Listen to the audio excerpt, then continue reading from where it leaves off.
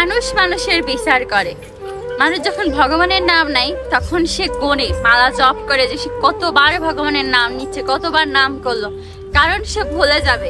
কিন্তু হাটের নোট দিন দেখবেন খসখস করে গুনে চলে যাচ্ছে যে তার হাতে কত টাকা আছে, সে কত টাকা গুনছে, সেটা কিন্তু তার মনে থাকবে, কারণ তার মনটা সেখানে স্থির আছে, সে এক মনে টাকাটা গুনছে। কিন্তু ভগবানের নাম নেওয়ার সময় তার মনটা চারিদিকে চলে যায়, মনটা তখন সে স্থির রাখতে পারে না। আর তখন কি বলে, ভগবান আমার কথা শোনে না। ভগবান আপনার কথা শোনে না তা না, আপনি ভগবানকে ঠিক মতো ডাকতে পারছেন, আপনার মনটাকে স্থির রাখতে পারছেন না। আপনি মনটাকে স্থির করুন, মনটাকে এক জায়গায় রাখুন, এক জায়গায় রেখে ভগবানের নাম নিন, আপনার মনের সাথে ভগবানকে কানেক্ট করুন। দেখবেন ভগবানের দেওয়া সংকেতগুলো, ভগবানের দেওয়া মেসেজগুলো আপনি ঠিকই বুঝতে পারছেন। মানুষ মানুষের বিচার করে। যখন নিজেদের কোনো সমস্যা হয়, নিজেদের কোনো বিপদ হয়, তখন সবাই বলে ভগবান আমার পরে পরীক্ষা নিচ্ছে, আমার ধৈর্যের পরীক্ষা নিচ্ছে, আমার কতটুকু সহ্য আছে সেটা পরীক্ষা নিচ্ছে।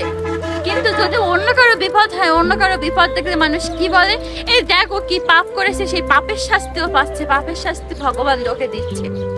মানে মানুষের বিচার মানুষই করে। কেউ যদি পাপ করে সেটা ভগবান বিচার করবে, তুমি বিচার করার কেউ না। তাহলে নিজেদের যখন বিপদ হয় তখন তুমি বলো যে আমার ধৈর্যের পরীক্ষা নিচ্ছে, আর অন্যের বিপদ হলে ভগবান তাকে শাস্তি দিচ্ছে।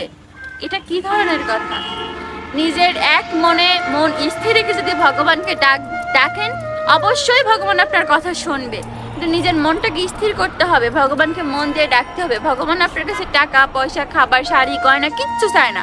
ভগবান শুধু কি চায়, যে আমার ভক্তটা এক মনে আমাকে ডাকুক, স্থির মনে ডাকুক, তার চোখের জল চাই যে সে আমার জন্য 2 ফোঁটা চোখের জল ফেলুক, জাস্ট এইটুকুই। ভগবান কিন্তু আপনার কাছে আর কিছুই চায় না, আমরা সেটুকুই ভগবানকে দিতে পারি না। আর আমরা নিজেরাই বলি যে ভগবান আমার কথা শোনে না, ভগবান আমার কি দেখে না, আমার এত কষ্ট দিচ্ছে, এত কি হচ্ছে না।